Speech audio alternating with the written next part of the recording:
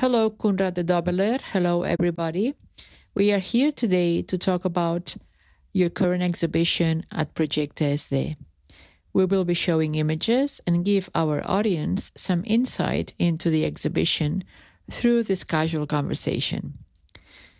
It looks like the title of the show, The Senseless Momentum of Our Times, was made especially for the moment most of us are living now, the pandemic crisis, or maybe other crises as well.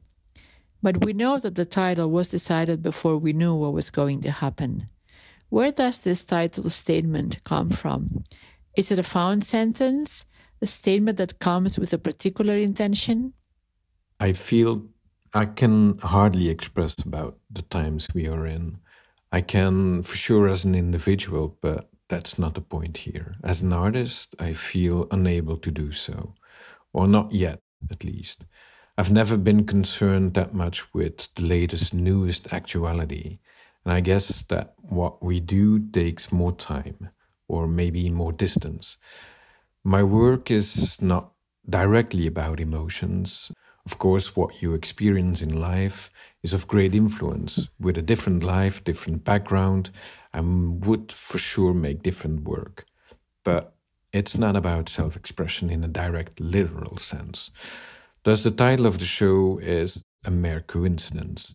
Maybe a freaky one, since it now feels like being chosen deliberately as a comment on the latest events.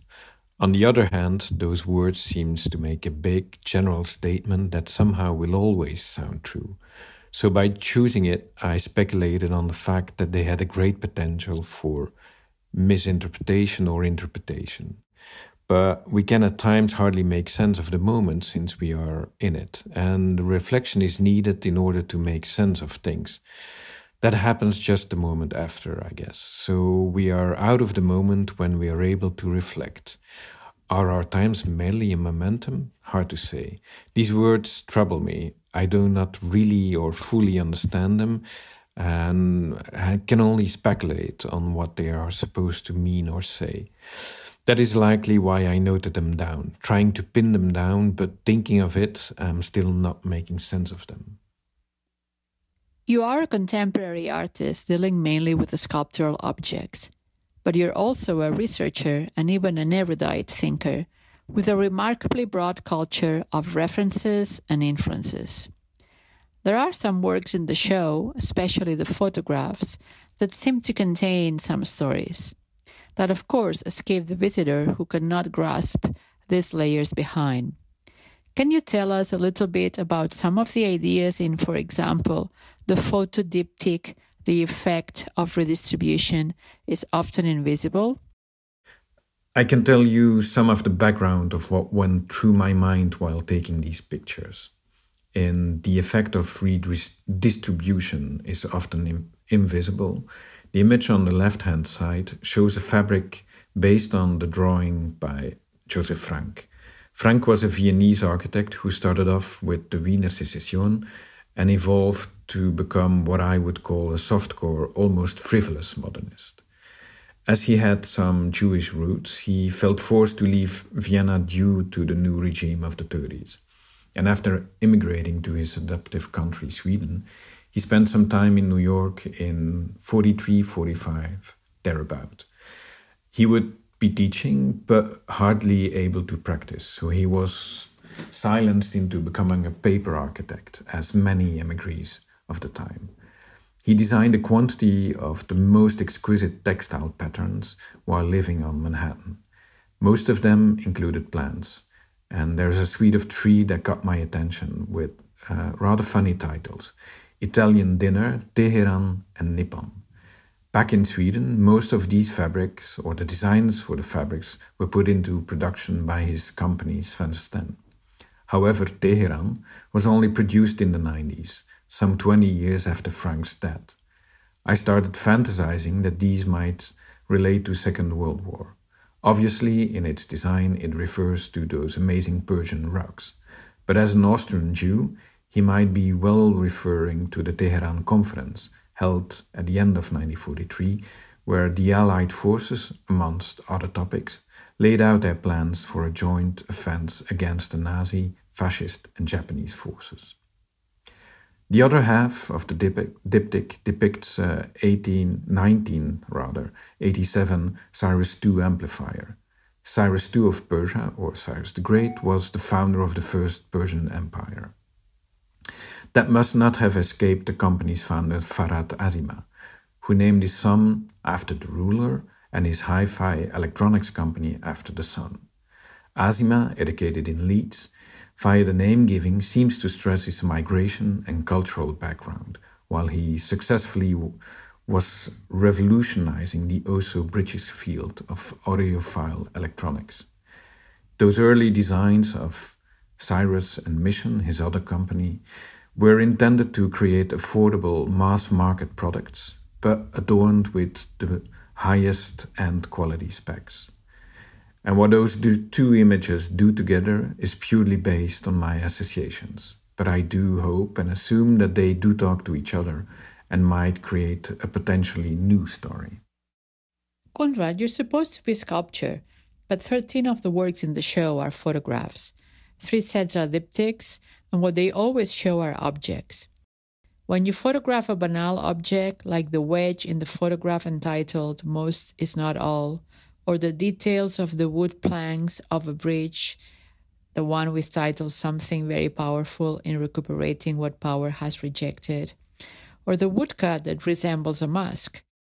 What are you trying to show with these works, to show or to say? Why did you choose these objects?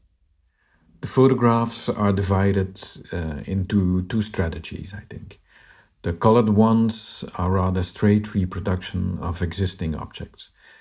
The black and white ones follow a method that is a bit more complicated, although not that much. The principle is simple, I'll explain, or try to. The source material for these images was made with my iPhone. They are quick, fairly uncomposed, snapshot-like. Mostly taken as a way to help me remembering something I saw or something I found interesting, like taking a note. I selected images that could be read as afterthoughts or associations on the sculptural field. Most of those had an almost ageless and at the same time an archaic feel to them, being material proof of bygone eras. With an analog technical camera, a CNR P2 4x5 inch to be precise, I re-photographed these images directly from my computer screen. One nearly obsolete reproduction mechanism looking at a current day image generator. That was the thinking. And although what you see are fairly nice framed gelatin silver prints, you might also feel that this sort of image could not be realized with or by the technical camera. They are a bit too free-handed, their focus is off, their kind of gaze seems different. The first image one visitor can encounter entering your space via the hallway serves, I think, as a sort of material proof of that method. An iPhone, on that image at least, and we see an iPhone photographing its own reflection in a computer screen. And that iPhone picture is on its turn re-photographed after it was uploaded to the computer and photographed from that same exact screen. Most of the subjects are indeed pretty banal, but in their simplicity they are also ingenious, I think. The wedge was made by my friend Ambroise Deschy, whom I met teaching in Geneva. He made this wedge for the door of the department's office, and I believe he had no intention of declaring that object an artwork. But by simply adding a metal ring to it, he made it easier to take from under the blocked door. Simple, effective, and beautiful at the same time. I felt I had to honor his effort by showing that I saw what he had done. Maybe the wooden planks ignited a similar appreciation in my mind. The planks itself are part of a small bridge near the weekend house of friends. Their wood is inexpensive, and still somebody took great care to repair those with holes instead of simply replacing them with a new plank. What about the image that sort of resembles a mask, or the ones with the rural objects just on the opposite wall of the room? Can you tell us a bit about those briefly?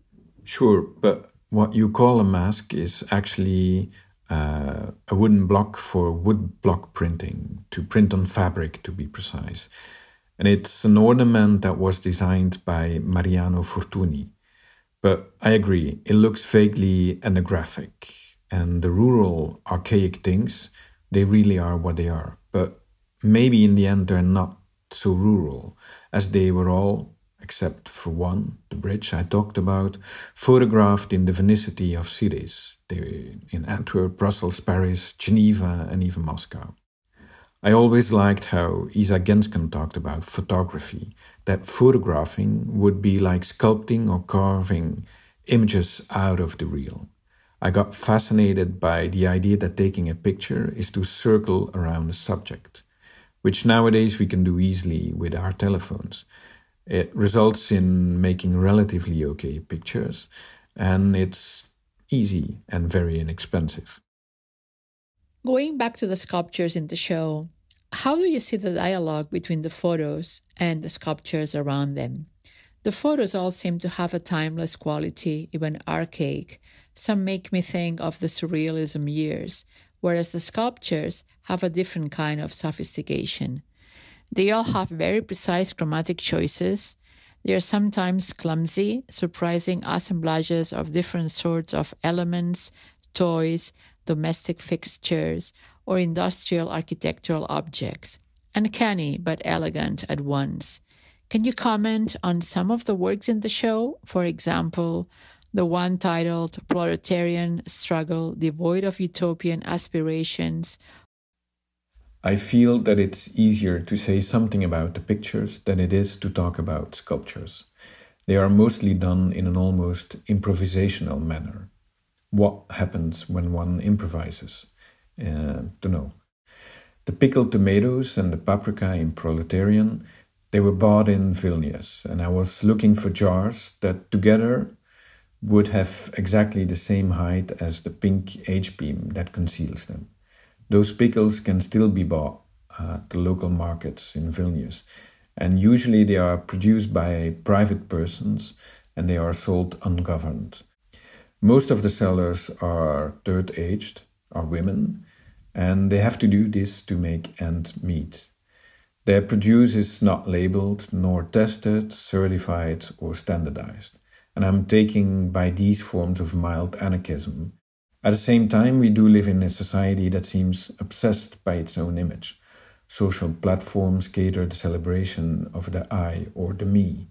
Look at me, I am here. That digital revolution happened without me noticing or wanting to take notice. It was there all of a sudden in full force.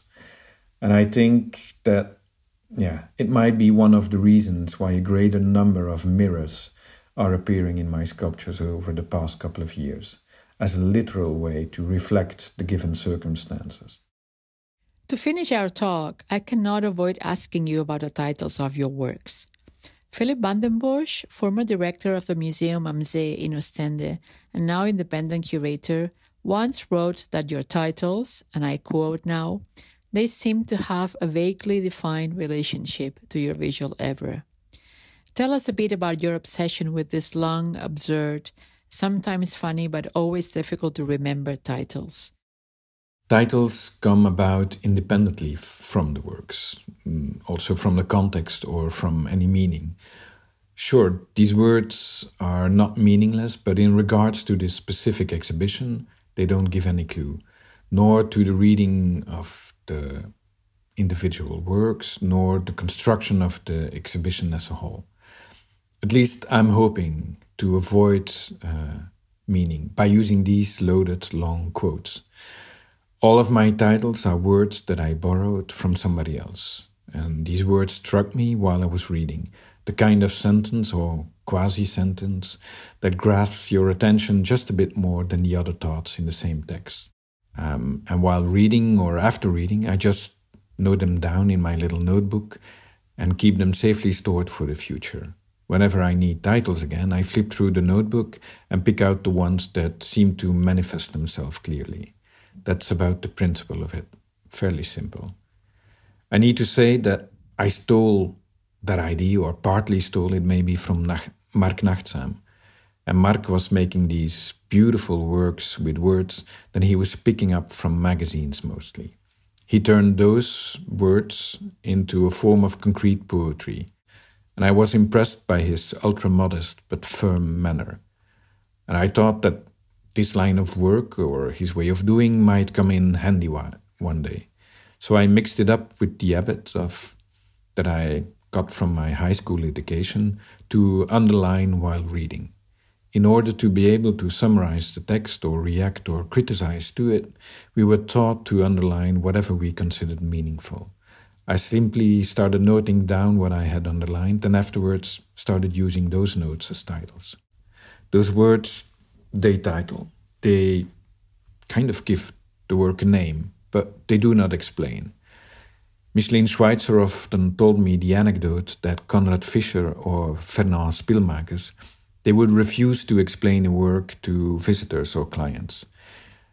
Sure, they acted as mediators, but they would not load the meaning of a work with an explanation of what it was about. I always thought that was a brilliant strategy. Things are things. Just let them be, and let them be what they might be to whomever wants them to be something. So yes, things are things. A very good sentence to finish. Thank you so much, Koenraad. It's been a pleasure, and I hope our audience liked it too. Thank you all for listening and watching.